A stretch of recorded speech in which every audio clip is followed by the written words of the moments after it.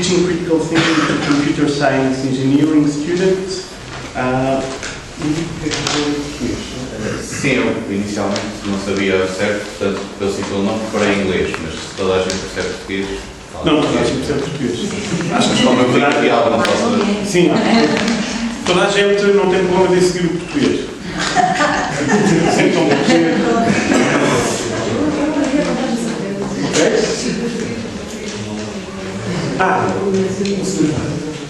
Sim.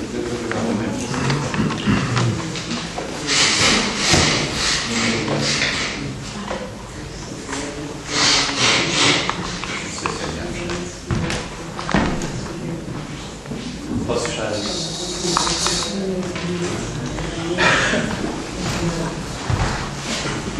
Então, bom dia a todos.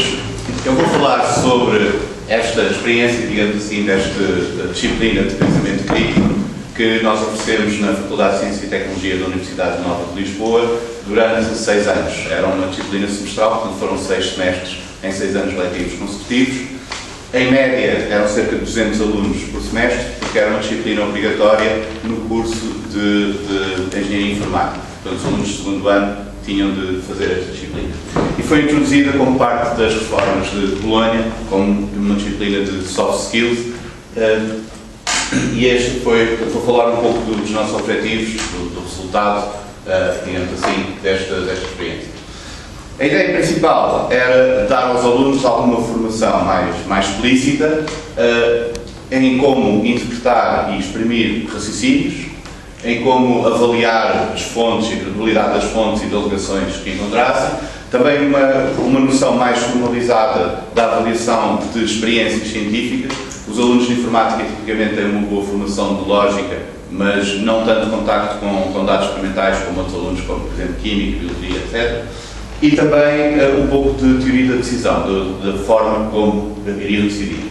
Portanto, o foco aqui era sempre nos processos pelos quais estas coisas decorriam, os processos mentais que nos levavam a obter aqueles resultados, e não tanto propriamente no conteúdo, nos temas, assim. Portanto, o nosso foco foi sempre nos processos, em contraste com a maior parte das disciplinas em que os alunos são apresentados com material, portanto, assim, coisas para saber e não tanto examinar o processo que decorre cá dentro quando as usam, quando as aprendem.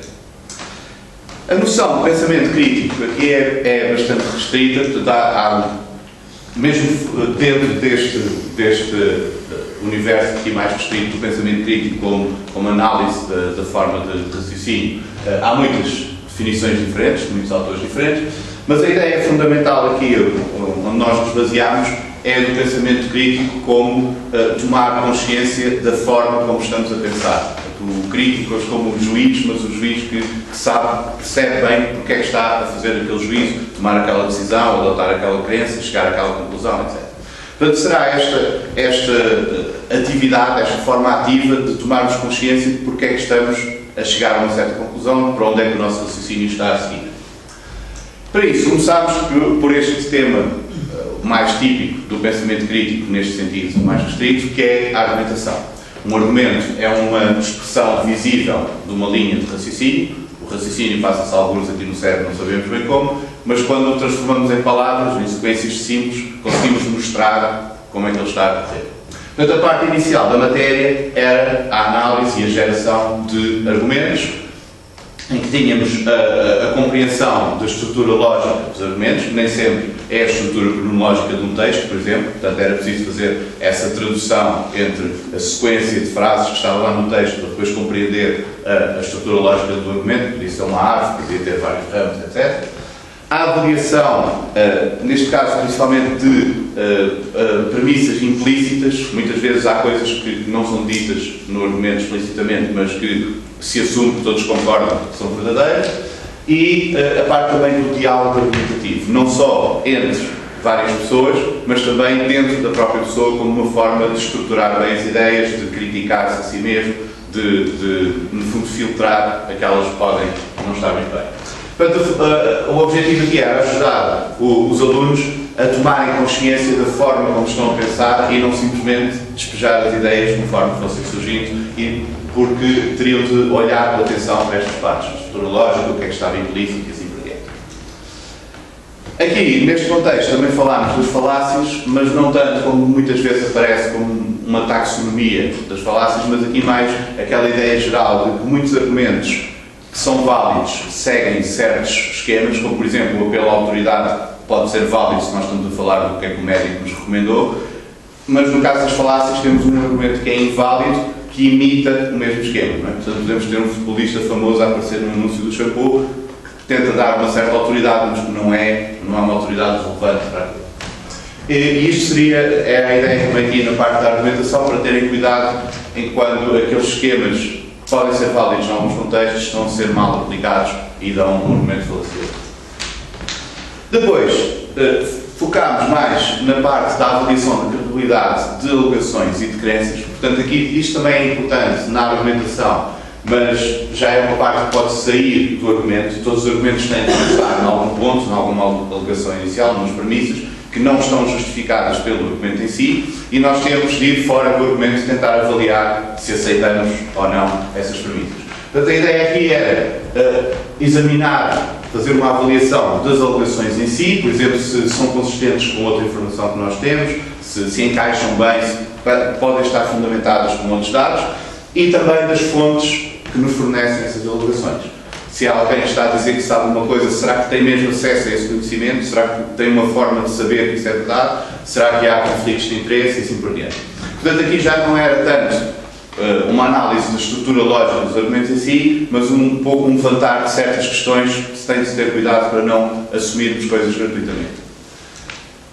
Depois, fomos numa parte assim, um pouco mais formal de análise do raciocínio científico e a ideia aqui, principalmente, era porque os alunos de Engenharia Informática têm muita formação em lógica e toda a parte das linguagens de informática, de programação, o que dá uma ideia muito forte daquela noção de verdade com consistência. Portanto, as coisas tendem a encaixar naquele esquema teórico, mas são autocontidas.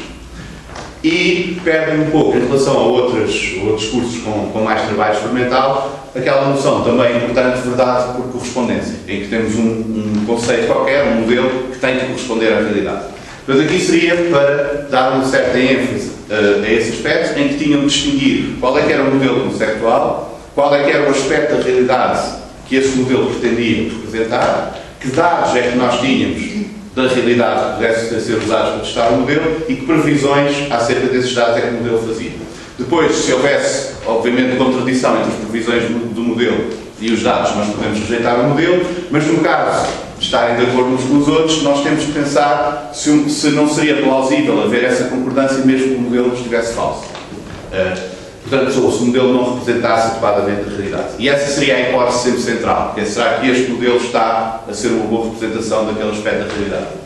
E aqui havia, enfim, às vezes usávamos exemplos extremos, como por exemplo a ideia de que o pão é a causa de todos os males, porque os criminosos comem pão, o Hitler comia pão e assim. Portanto, nós podemos recolher muitos dados em favor dessa hipótese, mas aqui depois havia também que ter cuidado com esta nossa tendência para procurar dados confirmatórios em vez de tentar refutar a hipótese procurando aquela informação que seria mais decisiva para nós vermos que a hipótese estava errada.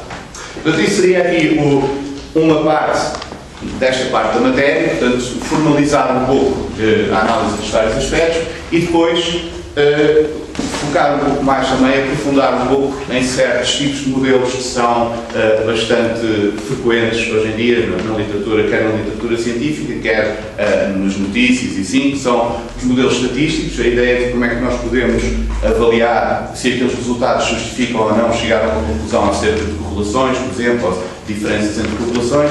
Isto pode ser com sondagens, pode ser com efeitos secundários de medicamentos, qualquer coisa assim desse género.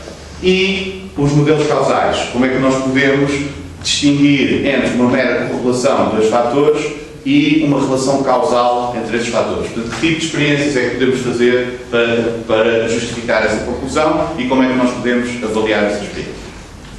E isto seria esta terceira parte da matéria. E a parte final da matéria era um pouco sobre a teoria da decisão. Portanto, aqui era assim uma abordagem genérica sobre as teorias descritivas da decisão, para chamar a atenção para alguns problemas, algumas tendências psicológicas nossas Problemas podem surgir pela forma como a situação é apresentada. Por exemplo, as pessoas reagem de maneira diferente quando se lhes oferece um desconto ou quando se lhes oferece uma penalização pela alternativa. Portanto, mesmo que a diferença seja a mesma, ter 5% de desconto se escolher A ou ter 5% de penalização se escolher B, as pessoas reagem de forma diferente, mesmo que seja exatamente a mesma coisa.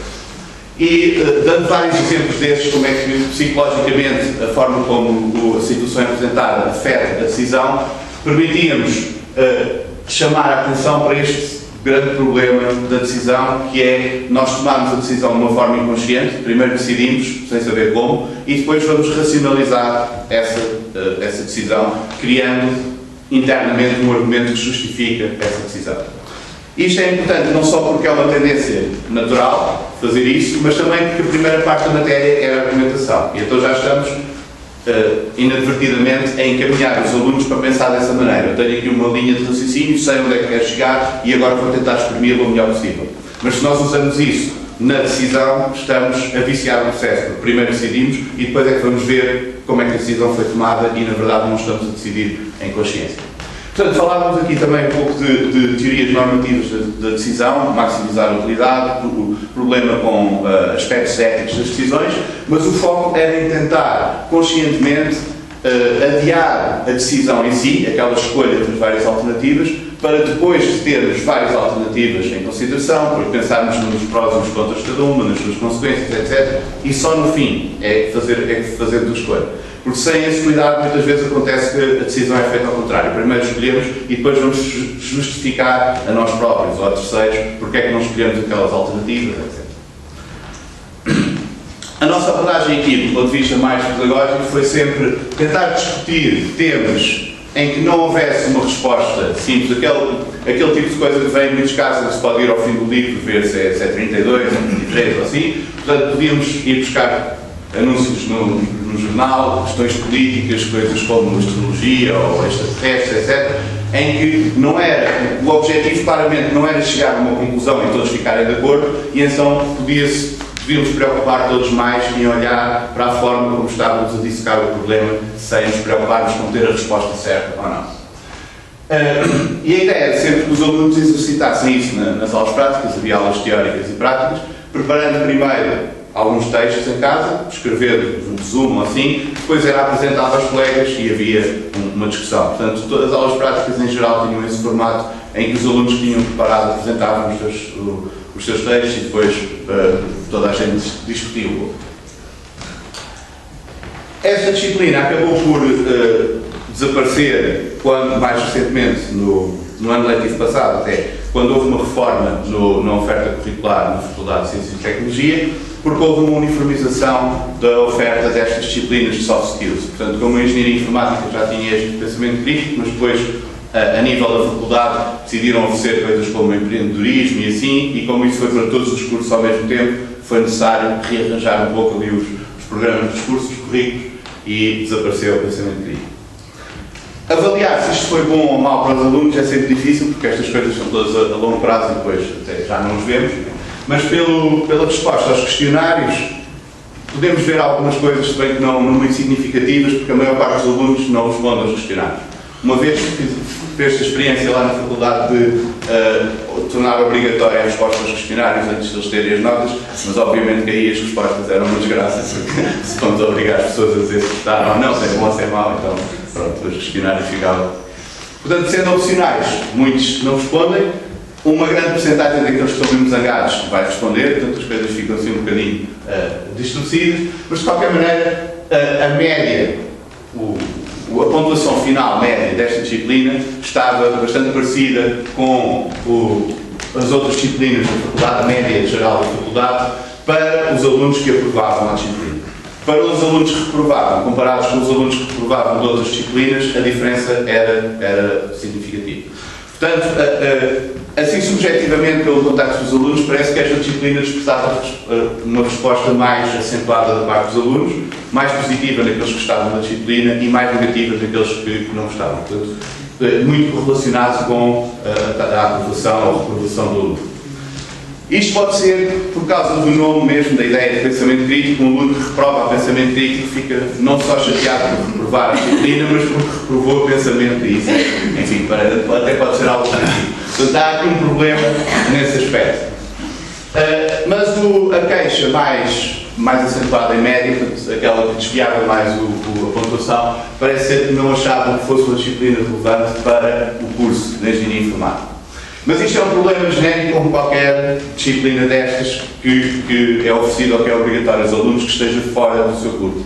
Portanto, todos os que têm de tirar gestão de empresas, ou economia, ou pensamento contemporâneo, qualquer coisa assim, depois vão se queixar que não está dentro da matéria do seu curso. Mas eu não sei, enfim, isto pode ser um aspecto cultural, ou mesmo a ideia dos alunos que vão para aquele curso é para se livrarem de tudo o resto, assim, é difícil de saber exatamente onde é que vem, mas é um problema em geral neste tipo de disciplinas. Os efeitos a longo prazo, não fazemos ideia, esperamos que tenha sido algum benefício para os alunos, mas é especulativo. As páginas da disciplina ainda estão disponíveis. Se alguém tiver interesse, tem os slides das aulas, tem gravações das aulas, o material de exercícios e assim. O que os livros de texto que usávamos, o obrigatório era este do Alec Fisher, é um livrinho pequenino de introdução ao pensamento crítico, que fala sobre a parte da argumentação, a avaliação de credibilidade, das alegações, das fontes, etc. Como opcional, este Understanding Scientific Reasoning, o segundo, sobre a parte de análise de modelos científicos, especificamente, mas esse, enfim, não era estritamente necessário os alunos terem o livro para acompanhar a disciplina. E também estava em curso a elaboração desse pequeno manual de pensamento crítico, virado principalmente para a estrutura da disciplina. Portanto, os capítulos seguiam a ordem das aulas, mas foi um trabalho que, entretanto, ficou suspenso. Queria desde já agradecer o convite e a oportunidade de vir aqui falar e obrigado a todos pela vossa atenção.